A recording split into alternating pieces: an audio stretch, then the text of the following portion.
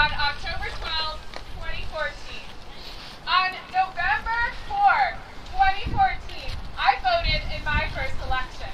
I was exhilarated to finally get a chance to participate in our democracy.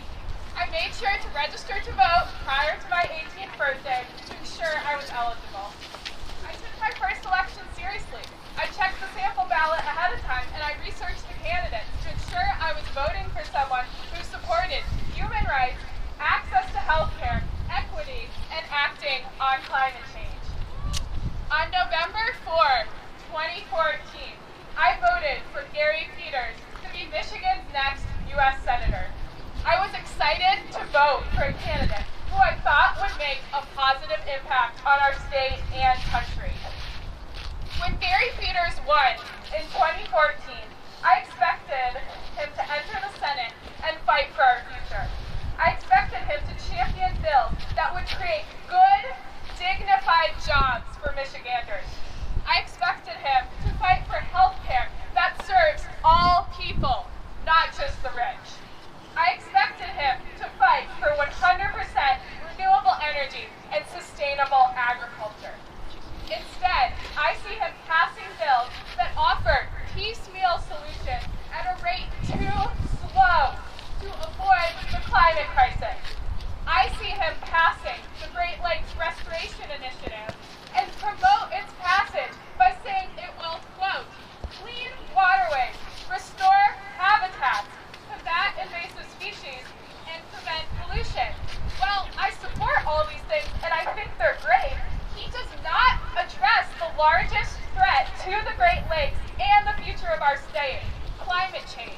Why would he go for a bill that doesn't address the Great Lakes' greatest problem and instead just keep telling us that he's solving it when he isn't at all? Whoa! I disagree with that statement strong, but I'm not allowed to swear. To increase manufacturing jobs in Michigan, but refusing to support the Green New Deal, the only plan to justly transition our society to 100% renewable energy and create millions of good, dignified jobs in the process. Gary Peters says he supports climate action, yet every time we ask him to support the Green New Deal, he either ignores us, doesn't respond, or says we need to, quote, wait and see. Whoa! I hate that was all my damn heart. For me and many others, the Green New Deal is personal. I graduated college with a degree in biology, and I aspire to be a researcher designing studies that can tell us how to implement conservation measures to keep our ecosystems healthy. I want to spend my life finding effective ways to avoid the worst consequences of climate change, yet Gary Peters does not seem to care. To pursue the career I want, I need to go to grad school. But each year, funding for science and higher education is scrutinized and often cut in favor of giving money to our military to spend on creating more violence and conflict. Even if I am accepted into graduate school, I could face multiple struggles living on a limited salary in a society with skyrocketing housing, food, and healthcare costs. Under the Green New Deal, I will be able to attend graduate school without being afraid of being able to afford these basic necessities. Under the Green New Deal, I will be provided access to healthy, locally grown food, universal health care, and affordable carbon-neutral housing. Under the Green New Deal, I will be able to pursue research that benefits communities around the world.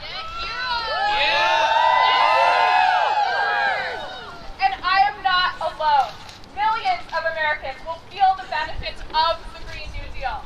Millions of Americans will be able to pursue their dreams and live without the fear of not knowing if they have a future. The Green New Deal will transform our society for the better, yet Senator Gary Peters won't support it.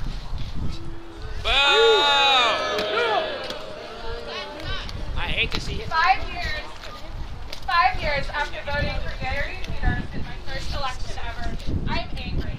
I'm angry that he won't stand up for our lives. I am angry that he won't give us answers. I am angry that he cares about his political status